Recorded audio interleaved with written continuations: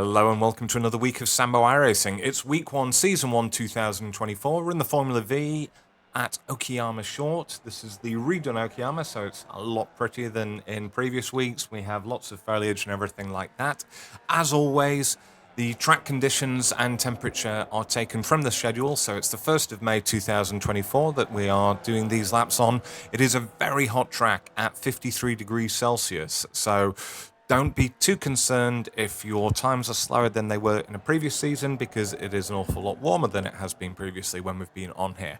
One thing I do want to mention, again, for those people that do like to support the channel, thank you so much for watching these videos, and if you haven't, make sure you hit the like and subscribe button, give them a smash in fact. And also, if you do want to get any sim racing gear or accessories, or just like a nice funny t-shirt or mug or anything like that, do feel free to visit the laughterfactory.shop, where I produce and design these articles. They're all printed in Florida in the United States, and they are quite good fun. Okay, anyway, without further ado, let's get into the cockpit and I'll take you around the lap. Okay, so we're back in the cockpit, and for anyone that's new to my channel, what I do is I show a lap from the cockpit with no driving line on, show you through the braking markers and where you want to be getting on the throttle, etc., and then I show you the same lap from the chase cam so that you can see where my wheels are in relation to the track and the edges of the track, and then we go back into the cockpit again with the driving line on, and that allows you to see where my brake markers are and where my lines are in relation to the driving line, in case that's something that you actually have on whilst racing. So let's start the lap and let's see how we can go. Oh, I'll also mention that this season I will be adding in Formula Ford 1600 track guides as well, because they're at the same tracks and because I'm relatively fast in those. I will be doing that as well, so if you look out for it on my channel, I will be doing lap guides for the V and the Race 1600. So here we are on the left hand side, and what we're looking to do is we're looking to brake just before this line on the right hand side. So if you see on the right hand side, you see this very helpful blue cone.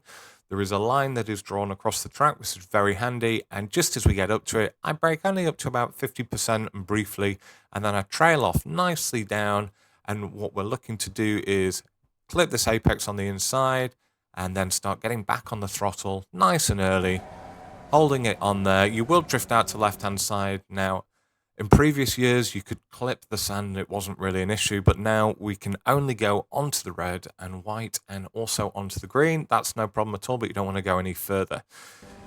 And we go into turn 2. So this is a tricky turn. So turn 2 is both the first and the second apex that we're going to come up to here. And what we want to do is we want to leave the first apex alone. That's not going to be the apex that we're considering here for turn 2. We want a nice wide entry. We don't want it to be too wide, obviously, because it leaves us open for people overtaking us on the inside. But for the fastest way around it, what we're looking to do is we're just going to miss this green sort of curbing. It's actually flat. I think it's just painted asphalt. But we're wanting to miss it on the right-hand side, and we're actually going to start braking. So just to run through this, sorry. Right, the braking marker, this Fanatec sign on the left-hand side. Now, as you get past this, you're going to start turning in. So that you're aiming for just to the left of that curbing on the right-hand side. And before we do any braking, and now we're going to start coming on the brake, and because we're turning and we're braking at the same time, obviously the tires have only got so much grip. So as soon as you start hitting the brake on this, because it's quite slippy and you're coming in quite fast, it's a tricky corner, what we're going to do is we're going to straighten the steering so that I can get up to sort of 40% braking without actually going into a spin. So once I've got the full amount of braking on that I'm gonna have for this corner, as you can see, I'm steering in a straight line. I'm then going to start trailing it off so that I can start looking for this next apex, which is the actual apex for turn 2. So I've trailed off. I'm now going to turn because I've not got any brakes on, so that grip is being allowed to be used for turning as opposed to slowing down. And I'm going to slowly build up on the throttle, balancing the car. Obviously, in the Formula V, when you have the throttle on, you've got more grip than when you haven't. It's one of those cars. And what I'm going to look to do is just clip the curbing here. I actually go a couple of inches further over to the right than I'd ideally want, but it didn't actually damage my time when I ran the sort of 6 or 7 laps that I did on this. So fully on the throttle, hold it in on the left-hand side, clip the curbing on the left, let your car drift out. Again, you can go on the red and white, you can go on the green, that's not a problem, but don't be hitting the sand. And we're looking for this next tricky corner, red man corner. So our braking marker here is going to be the 50-yard marker.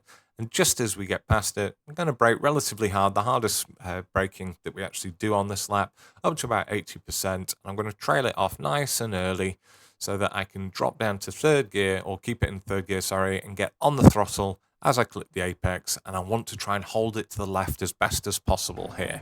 So this is a slippy corner, so do hold it.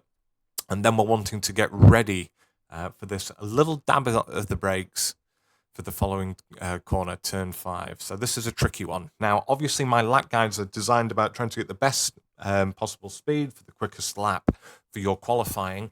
If you're in a race and you've got another car sniffing at your rear through turn 4 and looking to get a pass on to you into turn 5, it would be advisable to be a couple of car widths over to the right-hand side here, just to stop them being able to overtake. Because obviously, if you do take this nice fast line, they can actually get up your inside and stop you from being able to turn in where you want to. So just be aware of that. So I'm going to dab the brakes, not to a great extent. If you see there, it's just up to 15%. So just a real light dab. And the reason why I'm doing that isn't necessarily to slow the car any. It's just to get the weight over the front tires so that I can start turning in, so that I can make the inside of this corner. And then again, I'm balancing the car here with a bit of maintenance throttle, as you can see. And then once I know that I'm going to make it, fully back on the throttle, hold it. Again, you don't want to be going on the grass here. I'm just going about as far as you can.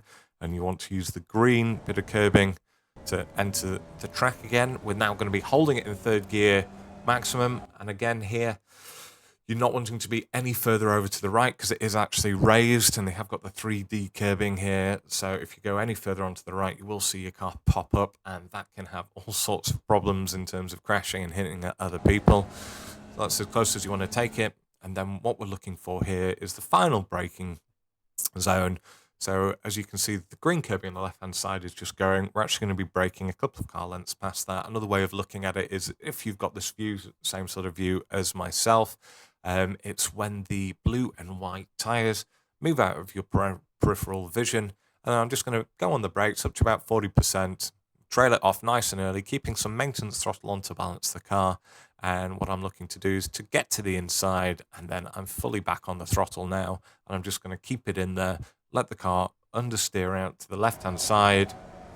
And again, you've got loads of room here. This isn't an off track. As long as you're not touching the sand, you're not going to have a problem. And you're going to go over the line for what should be a relatively competitive, what is it, 101.720. So, as I say, the thing to remember, this is a very hot track at 53 degrees. Hot tracks mean that we give up more grip. So it's not going to be as fast, potentially, as you had the last time we were there, which I think was season 2 last year. The track was about 7 or 8 degrees cooler then. So this should be competitive. Anyway, I'll see you in 1 second, and we'll have a look at the lap again at full speed from the chase cam. Okay, so we're back in the car, we're on the chase cam, and let's have a look at this at full speed. This is where you can actually use the telemetry input in the bottom left, and you can see the shapes of my braking. Ideally, what we're looking for is always right angle triangle, so a nice straight line up and then trailing off in a nice pattern down to the apex. Doesn't always happen, but that's what we're looking for. So blue cone, brake up to about 40%, trail it off down to the apex, down to third, on full power. Now doing a little bit of braking in a straight line, maintenance throttle. Don't clip it quite as much as I did there on the right hand side. Holding it out. Looking for the 50-yard marker, hardest braking bit, up to 80%, trail it off down to the apex, keep in third gear, hold it to the left-hand side, come out here, little dab of the brakes just to get the weight over, turn in, up to 100% again, try and stay off the grass, like I did there, holding it in third, round this corner, don't go any further to the right than I have, final bit of braking, and then back on the throttle. It's quite simple, but it's not easy. It's simple in terms of there aren't that many different things for you to do, but if you do them wrong, it does penalise you quite hard. So anyway, let's see you back in the cockpit again. We'll have the driving line on, and we'll run through once again in full speed. Okay, final time. We are back in the cockpit with the driving line. I shall play this through at full speed once again.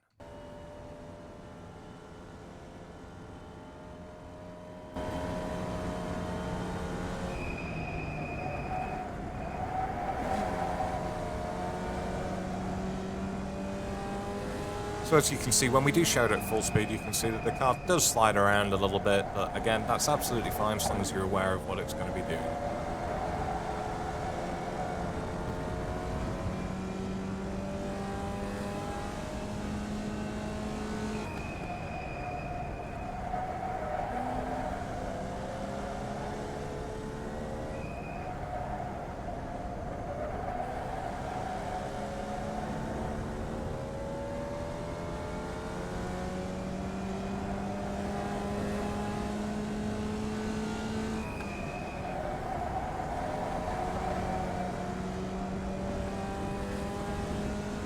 Okay, thanks for watching. As I say, if you do race in the Ray Formula Ford, then feel free to bob onto my channel and have a look at the lap guide that I've done for that. That should be released a few hours after this one comes out.